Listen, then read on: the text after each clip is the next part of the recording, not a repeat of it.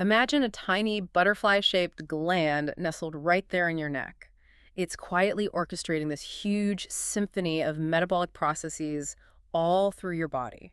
Sounds incredibly vital, right? Oh, absolutely. It really is. Well, today we're taking a deep dive into the fascinating world of the thyroid gland and its disorders. Our mission is to sort of unravel the complexities, give you the essential nuggets you need to understand, retain, and recall everything about this metabolic marvel. And it's so important because this isn't just abstract biology. No, not at all. Thyroid disease affects, what, over 5% of people worldwide? And the really startling thing is that maybe half of those don't even know they have it.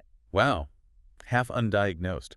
So for you, our future medical professionals listening, this truly is foundational knowledge. Absolutely. And what's striking is just how profound its influence is. You mentioned metabolism, but its key roles stretch across development: the brain, liver, muscle, the cardiovascular system. Its impact is just incredibly widespread. It affects how we think, how our heart beats, our energy levels, everything. Okay, let's unpack that then. To really get a handle on its power, we need the basics first. Where is this metabolic butterfly exactly? What does it look like? Right, so you'll find it in the anterior neck, low down, just in front of your larynx, your voice box, and the trachea, the windpipe. Okay. And it really does look like a butterfly. It's got two main lobes, the lateral lobes, like wings, connected by this central bit called the isthmus. Ah, the isthmus. Yeah, and it's incredibly vascular. I mean, it has one of the highest rates of blood flow per gram of tissue in the entire body. The busy place. It's a busy place. I like that. And if we zoomed right in microscopically, what's going on there? Ah, okay. So the functional units are these structures called follicles. Picture like tiny spheres. Okay. Each follicle is lined by a single layer of cuboidal epithelial cells. And inside that sphere is this gel-like stuff called colloid. Colloid, got it. And the colloid is rich in a protein called thyroglobulin. That's basically the raw material, the scaffold for making thyroid hormones. Okay. And tucked between these follicles, you've also got other cells called parafollicular cells, or sometimes C cells. C cells, what do they do? They have a different job. They secrete calcitonin, which is a hormone that helps lower blood calcium levels. Kind of works opposite to parathyroid hormone. Interesting. So it's not just sitting there, this gland. You mentioned it's busy, but it also has a story, right? How does it get there in the first place? Yeah, what's fascinating is its journey during development. It actually starts forming really early, around week 4 of gestation. Week 4? Yep, as this little outpouching and endodermal pouch called the thyroid diverticulum right at the base of the tongue. Base of the tongue, but it ends up in the neck. Exactly. It has to descend. It travels down the neck, forming this temporary tube called the thyroglossal duct. Okay. Then the main part separates into the two lobes, and that duct, the thyroglossal duct, normally closes up and disappears between week 7 and 10. The gland itself becomes fully functional around week 12. That's quite a migration. Does that journey ever go wrong? It can, and that leads to anomalies we sometimes see clinically. For instance, if that thyroglossal duct doesn't completely disappear, you can get a thyroglossal cyst, often presents as a lump, usually right in the midline of the neck. Okay, that makes sense. Or you might find ectopic thyroid tissue. That just means thyroid tissue that ended up somewhere other than its normal spot. Like where? Well, about 90% of the time, it's found right back where it started at the base of the tongue. No way. Yep. And that can cause problems, potentially airway issues, infections, or even, though it's rare, malignancy later on. Wow. Okay, so we know where it is, what it looks like, how it got there. But who's pulling the strings? Who's the conductor of this metabolic orchestra telling it when to play? Ah, the conductor. That would be the hypothalamic-pituitary-thyroid axis. The HPT axis. The HPT axis, okay, sounds important. It is. It's this crucial feedback loop. Think of it like the control panel for your body's energy. A control panel. I like that. So the hypothalamus, deep in the brain, is like the master control. It sets the overall strategy. Right. Then the anterior pituitary gland, just below it, is like the mid-level manager. It gets orders from the hypothalamus and relays them down. Okay, manager. And the thyroid gland itself. That's the hard-working factory down in the neck, actually producing the goods, the hormones. Master control manager factory. Got it. So how does the communication work? It's a beautiful feedback system. Yeah. So let's say your levels of thyroid hormone in the blood drop too low. Okay. The hypothalamus senses this and releases a hormone called thyrotropin-releasing hormone, TRH. TRH? TRH travels just a short distance to the anterior pituitary and tells it, hey, release your hormone. So the pituitary releases thyroid-stimulating hormone, TSH. TSH, that one I've heard of. Right. TSH then travels through the bloodstream down to the thyroid factory. And TSH is the direct command. Make more hormones. And maybe grow a bit bigger too. So TSH stimulates production and growth. Exactly. And then crucially, as the thyroid releases more T3 and T4, and blood levels rise. Those higher hormone levels feed back to the hypothalamus and the pituitary and say, okay, levels are good now. You can stop sending TRH and TSH. Ah, the negative feedback loop. Precisely. It shuts down the stimulation, keeping everything nicely balanced most of the time. That's an incredibly elegant system. But, okay, TSH tells the factory to work. How does the factory actually make the goods? How are these T3 and T4 hormones actually synthesized? Sounds complex. It certainly is a multi-step process, and the absolute #1 requirement, you cannot make thyroid hormone without it, is elemental iodine. Iodine. Okay, so like from diet. Exactly. From diet, iodized salt, seafood, dairy. Without enough iodine, the whole process grinds to a halt. Now, to help you remember the synthesis steps, we can use a handy acronym, ISPOT. ISPOT. Okay, I'm ready. What's the I? I is for iodide uptake. Right. So iodine from your blood in the form of iodide ions. Needs to get into those follicular cells. Right. It's actively pumped in by a special transporter called the sodiumiodide symporter, or NIS. Think of it as a very busy gatekeeper on the cell membrane. A gatekeeper. Got it. Then, once inside the cell, the iodide needs to get into the colloid, that gel stuff in the middle. It does that via another transporter called pendrin, which swaps it for a chloride ion. Okay, so I is getting iodine into the right place. What's S? S is for synthesis of thyroglobulin, or T. Remember that big scaffold protein we mentioned? Yeah, the one rich in tyrosine. That's the one. It's made inside the follicular cell and then secreted out into the colloid. It's waiting there, ready to be decorated with iodine. Okay, scaffold ready. Next is P. P is for peroxidase, specifically the enzyme thyroid peroxidase, TPO. This is a really key player. TPO, what does it do? Its first job is to oxidize the iodide ions that came into the colloid into elemental iodine. This makes the iodine reactive, ready to attach to things. Makes it reactive. Yeah. Okay, so that leads to O. Exactly. O is for organification, or you could call it ionation. That reactive iodine, IAO, now quickly binds onto the tyrosine residues on that big thyroglobulin scaffold. Attaching to the scaffold. Right. When one iodine attaches to a tyrosine, you get MIT monoiodotyrosine. MIT. If two iodines attach, you get DIT, diiodotyrosine. MIT and DIT. Okay, we're almost there. T. T's are for thiol coupling. This step is also catalyzed by that same enzyme, TPO. TPO again. Busy enzyme. Very busy. It takes these MITs and DITs that are attached to the thyroglobulin and couples them together. Couples them. How? So if a DIT couples with an MIT, you form T3-triiodothyronine. That's the really active hormone. T3, the active one. And if two DITs couple together, you form T4-tetraiodothyronine, or a thyroxine. That's the more stable one, kind of like a prohormone. T4, the prohormone. And these T3 and T4 are still attached to the thyroglobulin. Yes. They're formed and stored right there on the TAG scaffold within the colloid. It's like a little hormone reservoir. Okay, so ISPOT, iodide uptake, synthesis of TAG, peroxidase action, organification, and thiol coupling. Got it. How do they get out into the blood? Good question. When the TSH signal arrives. From the pituitary manager. Right. TSH tells the follicular cell to reach into the colloid and engulf some of that thyroglobulin hormone complex. Yeah. It brings it inside via endocytosis. Okay. Inside the cell, lysosomes fuse with these vesicles, and enzymes chop up the thyroglobulin, releasing the finished T3 and T4 hormones. Liberation. And then those free T3 and T4 hormones can diffuse out of the cell and into the bloodstream to do their work. Fascinating process. But you mentioned they get into the bloodstream. Do they just float around freely then? You said TSH signals for release? Excellent point. No, they don't just float freely. And this is really important clinically. Why do you think that might be? And what does it mean for how active they are? Well, hormones often travel bound to proteins, right? Maybe Yeah. they need help traveling, and maybe only the free ones can actually do anything. Exactly. You've nailed it. Yeah. T3 and T4 are quite fat-soluble, or lipophilic. The bloodstream is watery, so they need chaperones. Chaperone. They mostly bind strongly to carrier proteins in the blood, mainly thyroxine-binding globulin, PBG, but also others like transthyretin and albumin. So most of it is bound up. Yes, the vast majority. And here's the key insight for you. Only the tiny fraction that is unbound or free is physiologically active. Only the free T3 and free T4. Correct.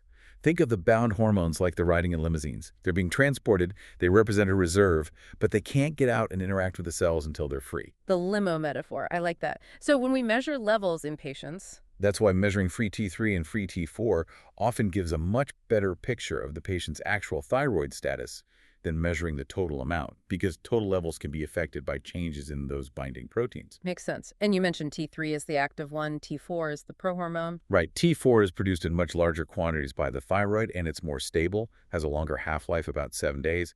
T3 is much more potent, maybe 3-4 times more active, but its half-life is shorter, only about 1.5 days. So where does most of the active T3 come from? A lot of it actually comes from peripheral conversion. Enzymes in tissues like the liver and kidney chop one iodine off T4 to convert it into the more active T3. Ah, okay. And once T3 gets to a target cell, how does it work its magic? So the free T3, or T4, but T3 is more potent, gets into the cell, often helped by specific transporters like MCT8. MCT8. Once inside, it travels to the nucleus and binds to specific thyroid hormone receptors. There are alpha and beta subtypes. Nuclear receptors, so it affects DNA. Precisely. T3 binding causes a conformational change in the receptor. This changed receptor can now bind to specific DNA sequences called hormone response elements, or HREs. HREs. And binding to those HREs either switches on or switches off the transcription of specific genes. That change in gene expression is what leads to all the downstream physiological effects. Incredible. From the HPT axis signal down to changing gene expression. So what are those big downstream effects? What does this all mean for your body? What are the sweeping powers of these hormones? They are incredibly wide-ranging. Let's start with metabolism. Thyroid hormones crank up your basal metabolic rate, your BMR. Revving the engine. Exactly. They increase thermogenesis, making you warmer. They stimulate processes that release energy, like gluconeogenesis, making new glucose, glycogenolysis, breaking down stored glucose, and lipolysis, breaking down fats. They even increase protein turnover, including muscle breakdown, and speed up carbohydrate absorption from your gut. Wow. Metabolic powerhouse. What about the heart? Big effects on the cardiovascular system. They increase heart rate, the force of contraction, cardiac output, and tend to raise systolic blood pressure. Part of this is by increasing the number of beta-adrenergic receptors on heart cells, making the heart more sensitive to adrenaline. Makes sense. And development, you mentioned that earlier. Oh, crucial. For growth and development, especially early in life, thyroid hormones are absolutely essential. They're needed for proper bone growth and mineralization, muscle development, and perhaps most importantly for the normal development of the brain and nervous system. So a deficiency early on would be really bad. Devastating. Severe deficiency in infancy and childhood leads to a condition historically called cretinism, now usually termed congenital hypothyroidism with developmental delay. It causes short stature and permanent severe intellectual disability. That's why newborn screening is so important. Absolutely vital. Every newborn should be screened so treatment can start immediately if needed. Okay. What else? Neurologically, in adults. Neurologically, they enhance alertness, wakefulness, memory, and speed up reflexes. Think about how you feel when you're hyper versus hypo. Yeah, definitely. And reproduction. Yep, reproductive health, too. They play what we call a permissive role for FSH and LH, the main reproductive hormones. Basically, ovulation often won't occur properly without adequate thyroid hormone levels. So the takeaway really is, if a patient presents with a mix of symptoms, maybe they're tired, cold, gaining weight, but also maybe anxious or having heart palpitations or menstrual changes. You absolutely have to consider the thyroid. Its effects are so broad it can mimic many other conditions or contribute to them. Okay, with all that incredible influence in mind, let's test those diagnostic skills. Here's a scenario for you, our future doctors listening in. All right, let's hear it. A 34-year-old lady comes in. She's been feeling extremely anxious lately, very stressed. She also reports this funny sensation like her heart is pounding or fluttering in her chest, palpitations. Okay, anxious palpitations. She's also unintentionally lost weight, gone down 2 clothes sizes recently. Even though she says her appetite has been voracious, she's eating more but losing weight. Weight loss with increased appetite. Interesting. She was initially worried she might be pregnant because her periods have become irregular, but she's taken 3 home tests, all negative. And one more thing. Throughout the consultation, you notice she keeps rubbing her eyes like they're irritated. Eye irritation, okay. On examination, you feel her neck and find a goiter and enlarged thyroid gland. It feels diffusely enlarged, but it's not tender. So, based on that cluster of symptoms, what's the most likely diagnosis? Keep that one in mind. Mull it over. We'll come back to the answer after we talk about the common disorders. Good case. Sets the scene nicely. So, when things go wrong, when that balance is off, we see thyroid disorders. And the first step in figuring things out is usually thyroid function tests, TFTs. TFTs, so measuring TSH, T4, T3. Typically, yes. Usually TSH and free T4 are the first line. Free T3 might be added, depending on the picture. And a critical first distinction we need to make is the problem primary or secondary? Primary meaning the thyroid gland itself is the issue. Exactly. The factory is malfunctioning. This is by far the most common scenario. Secondary means the thyroid gland is okay, but the pituitary manager isn't sending the right TSH signals. Ah, okay. And how did the TFTs help distinguish that? It's all about the feedback loop. In primary hypothyroidism, the thyroid isn't making enough hormone. The TSH level will be high because the pituitary is shouting, make more, but the free T4 will be low. High TSH, low T4. Makes sense. Conversely, in primary hyperthyroidism, the thyroid is making too much hormone. The TSH will be suppressed, very low because of that negative feedback, and the free T4 and or T3 will be high. Low TSH, high T4, T3. Oh, yeah. Got it. And secondary. In secondary hypothyroidism, the pituitary isn't making enough TSH, so both TSH and free T4 will be low. In the much rarer secondary hyperthyroidism, maybe due to a TSH-secreting pituitary tumor, both TSH and free T4, T3 would be inappropriately high. Okay, that framework is helpful. Let's start with the sluggish snail scenario, hypothyroidism, when the factory slows down. Right. Think of everything slowing down. The patient feels tired, sluggish, cold. What usually causes this? Well, in places with sufficient iodine intake, like most high-income countries, the most common cause by far is Hashimoto's thyroiditis. Hashimoto's, that sounds autoimmune. It is. It's an autoimmune disease where the body's own immune system attacks the thyroid gland. Specifically, antibodies, often anti-thyroid peroxidase or anti-TPO antibodies, target the gland, causing chronic inflammation and gradual destruction of the follicles. Anti-TPO, targeting that key enzyme we talked about. Exactly. It's much more common in women, typically presenting between ages 30 and 50. And patients often, though not always, develop a goiter, especially early on. Okay, and worldwide? Worldwide, the most common cause is still simply iodine deficiency. Not enough raw material for the factory. Right. Any other major causes? We absolutely have to mention congenital hypothyroidism, affecting newborns, about 1 in 2,000 here in the UK. It could be due to maternal iodine deficiency during pregnancy or problems with the baby's thyroid gland development, thyroid dysgenesis. And we already know why that's critical to catch early. Absolutely. That newborn screening saves lives and prevents lifelong disability. So what are the classic symptoms you'd ask about for hypothyroidism? You're looking for that slowdown, cold intolerance. They're always feeling cold when others are comfortable. Fatigue, lethargy, just feeling drained, depression or low mood, brain fog, difficulty concentrating, Okay. often weight gain, despite maybe not eating more, bradycardia, a slow heart rate, dry, coarse skin, maybe some hair loss, oedema, particularly puffiness around the eyes or face, constipation, and in women, heavy periods menorrhagia, and potentially a goiter. Quite a list. Is there an extreme dangerous form? Yes. It's rare, but myxoedema coma is a life-threatening emergency.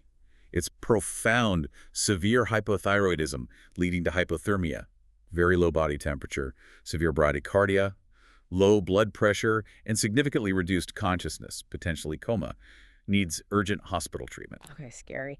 But for typical hypothyroidism, what's the treatment? Thankfully, treatment is usually very effective and straightforward. It's hormone replacement therapy with oral levothyroxine, which is just synthetic T4. Synthetic T4, the pro-hormone. Right. The body can then convert it to T3 as needed. It's cheap, widely available. The key thing for patients to remember is to take it consistently, usually once a day, and crucially, on an empty stomach. Why empty stomach? Absorption can be significantly reduced by food, calcium, iron supplements. So usually best taken about 30-60 minutes before breakfast, or sometimes at bedtime, several hours after the last meal. Good practical tip. Okay, let's flip the coin. What about the overdrive race car? Hyperthyroidism. Right, now everything is sped up. The body's burning through fuel way too fast. The patient feels wired, anxious, hot. What's the most common culprit here? Again, in most parts of the world, the most common cause, responsible for maybe 80% of cases, is Graves' disease. Graves, another autoimmune one. Yes, but this time it works differently. Instead of destroying the gland, the immune system produces antibodies that mimic TSH.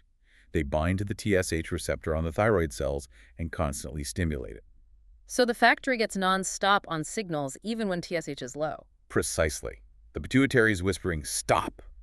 But these antibodies are shouting, go, go, go. Like Hashimoto's, it's much more common in women. And Graves has some specific signs, doesn't it? Beyond just the hyperthyroid It symptoms. does. Look for the classic triad. 1, general symptoms of hyperthyroidism. 2, a diffuse goiter because the whole gland is being stimulated.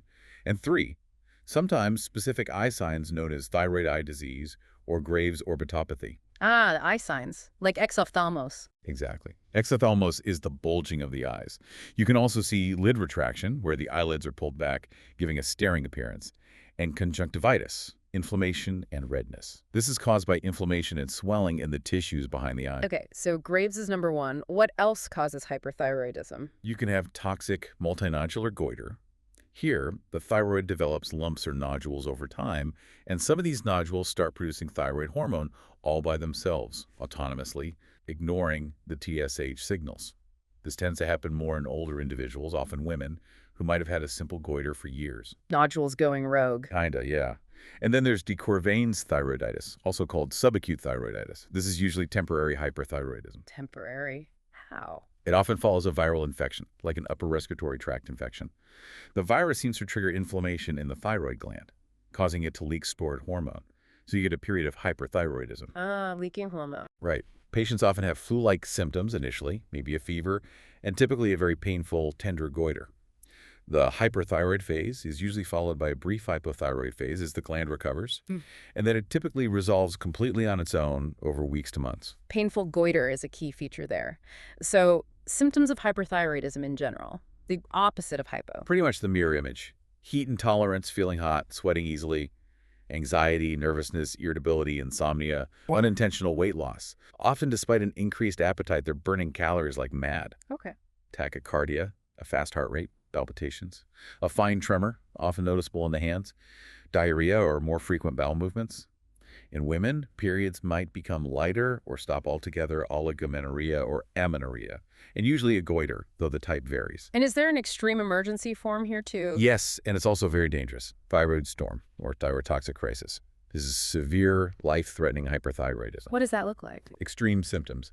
Very high fever, often over 40 degrees Celsius, very rapid heart rate, sometimes arrhythmias, nausea, vomiting, severe diarrhea, agitation, confusion, delirium, potentially coma.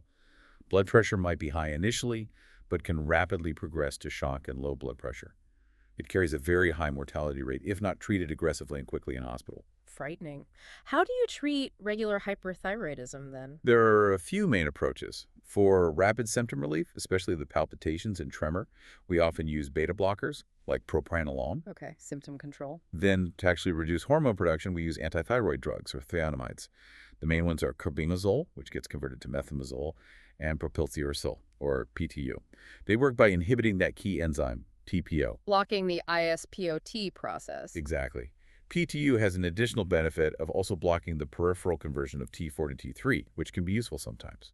These drugs are often used for a period, maybe 12, 18 months, hoping the condition, especially Graves', might go into remission. And if it doesn't, or for other types? Then we might consider more definitive treatment. Radioactive iodine ablation is common. The patient swallows a capsule of radioactive iodine. The thyroid gland eagerly takes it up. Because it needs iodine. Right. And the radiation then destroys the overactive thyroid cells over several weeks or months. It's very effective, but usually leads to permanent hypothyroidism afterwards, requiring lifelong levothyroxine. So you trade hyper for hypo. Often, yes. The other main option is surgery, a thyroidectomy, removing part or all of the thyroid gland. Again, this often leads to hypothyroidism.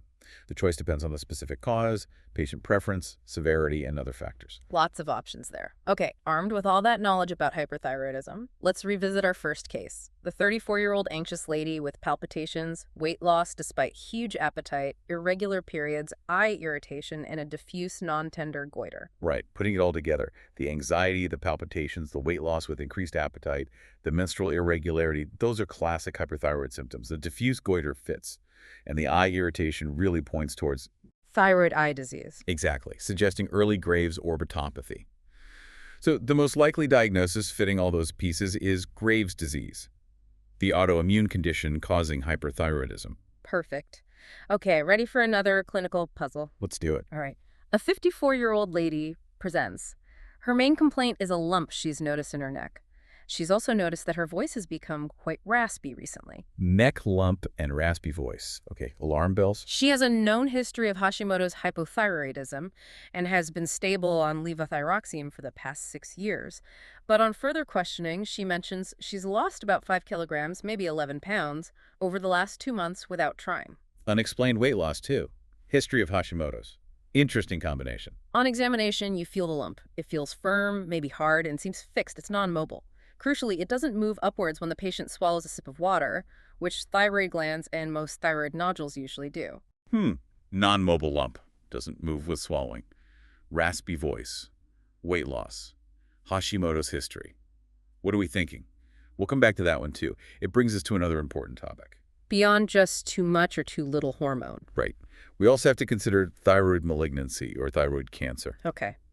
What are the key signs or symptoms that should make you suspicious of cancer rather than just a benign goiter or nodule?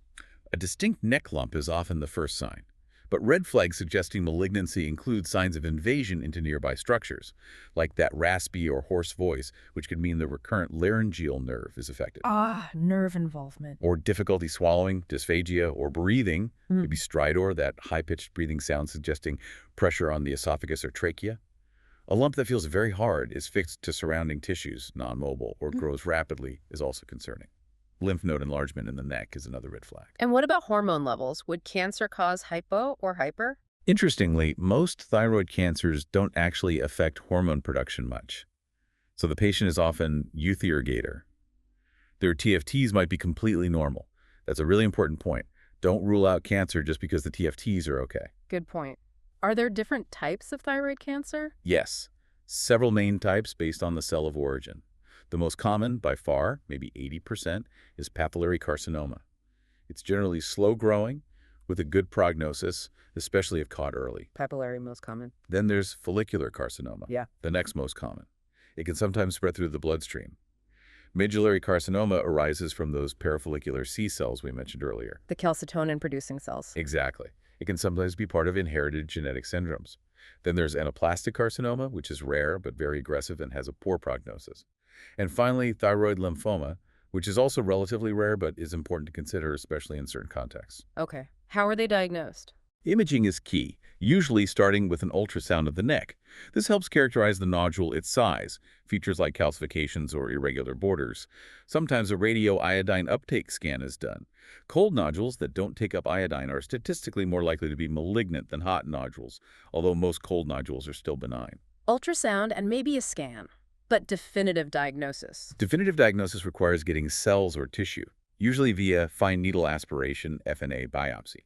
A thin needle is guided into the nodule, often using ultrasound, to suck out some cells for microscopic examination. Sometimes a larger surgical biopsy is needed. FNA biopsy. Okay, so let's go back to our second case. The 54-year-old lady with Hashimoto's presenting with a non-mobile neck lump, raspy voice, and weight loss. Right. We have several red flags here. The non-mobile lump suggests fixation or invasion. The raspy voice strongly suggests recurrent laryngeal nerve involvement, another sign of invasion. Unexplained weight loss is always a concern for malignancy. And importantly, her history of Hashimoto's thyroiditis is a known risk factor specifically for developing primary thyroid lymphoma. The Hashimoto's connection. Exactly. While Hashimoto's primarily causes hypothyroidism, that chronic inflammation significantly increases the risk of lymphoma developing within the thyroid gland later on. Putting all those pieces together, the Hashimoto's history, the signs of invasion, the weight loss, the most likely diagnosis in this specific scenario is thyroid lymphoma. Makes sense. A really important link to know. Are there any other thyroid conditions we should briefly mention? Just a few quick ones to keep on your radar. Mm. We've talked about primary disease, but remember, secondary and tertiary thyroid disease exist problems starting in the pituitary or hypothalamus, respectively. They're much rarer, but important not to miss. Pituitary or hypothalamus issues, got it. Then there's sick euthyroid syndrome, sometimes called non-thyroidal illness syndrome. This is seen in patients who are critically ill from other causes like severe infection, trauma, major surgery. Critically ill patients. Their thyroid gland itself is usually fine, but their TFTs can become abnormal, often low T3, maybe low T4, and TSH in very severe illness. It's thought to be sort of an adaptive metabolic slowdown response to severe stress, not true thyroid disease. Interpreting TFTs in critically ill patients is tricky. Okay. You also hear about subclinical disease. This is where the TSH is outside the normal range, either high in subclinical hypo or low in subclinical hyper. But the actual free T4 and T3 levels are still within the normal range. So just the TSH is off. Right. It represents a milder form of dysfunction. Mm. Whether and when to treat subclinical disease is often debated and depends on the individual patient, the TSH level, symptoms, and risk factors. Often it just requires monitoring. Okay. And one more. One particularly notorious one is amiodarone-induced thyroid disease. Amiodarone is a very effective antiarrhythmic drug used for heart rhythm problems. Right. But it's loaded with iodine structurally. It's about 37% iodine by weight. And it has direct toxic effects on thyroid cells. Uniquely, amiodarone can cause both hypothyroidism and hyperthyroidism. Oh. It can cause hypothyroidism, partly due to the large iodine load inhibiting hormone release, the Wolff-Chaikoff effect, and also by inhibiting that crucial enzyme that converts T4 to T3 in the periphery. Okay. Makes sense for hypo. How does it cause hyper? It can cause two types of hyperthyroidism. Type 1 occurs in patients with underlying thyroid disease, like nodules, where the huge iodine load basically fuels excess hormone production. That's called the Jod-Basedow effect. Type 2 is actually a destructive thyroiditis caused by direct toxic effects of the drug, leading to leakage of stored hormone, similar to Decrevain's. Managing amiodarone thyroid issues is really challenging. Wow. Sounds like a minefield. Good to be aware of. Definitely one to remember if your patient is on that medication. Phew. Okay, we have really covered a huge amount of ground today on our amazing butterfly gland. We went from its location and those tiny follicles through the whole HPT axis control system, the intricate ISPOT dance of hormone synthesis, how T3 and T4 travel and act, and then into the crucial signs of imbalance, hypo, hyper, and even malignancy with those case studies to tie it all together. I feel like you, our listeners, now have a really solid foundation for understanding this vital endocrine player. I hope so. Yeah. And if we just step back and connect it to the bigger picture, the thyroid truly is a master regulator. It dictates the body's energy expenditure, influences growth, brain development. It's fundamental. Understanding its nuances, the common ways it can go wrong, and how we manage those disorders, it's absolutely core knowledge in medicine. And Yeah. applying that knowledge using critical thinking like we did with the cases, that's essential, especially when symptoms can be vague or overlap with so many other things. Absolutely. It really requires putting those puzzle pieces together. So, here's a final provocative thought for you all to mull over as you continue your studies. Knowing just how profoundly the thyroid impacts nearly every single system in the body, what other, perhaps more subtle or seemingly unrelated symptoms might prompt you to consider a thyroid disorder in your future patients? Even if it's not the most obvious thing jumping out at first glance, maybe something like persistent dry skin, unexplained muscle aches, or even changes in mood or cognition that don't fit another pattern. That's a great question to ponder. It really highlights the need to keep the thyroid in mind, to think broadly and connect those often subtle dots.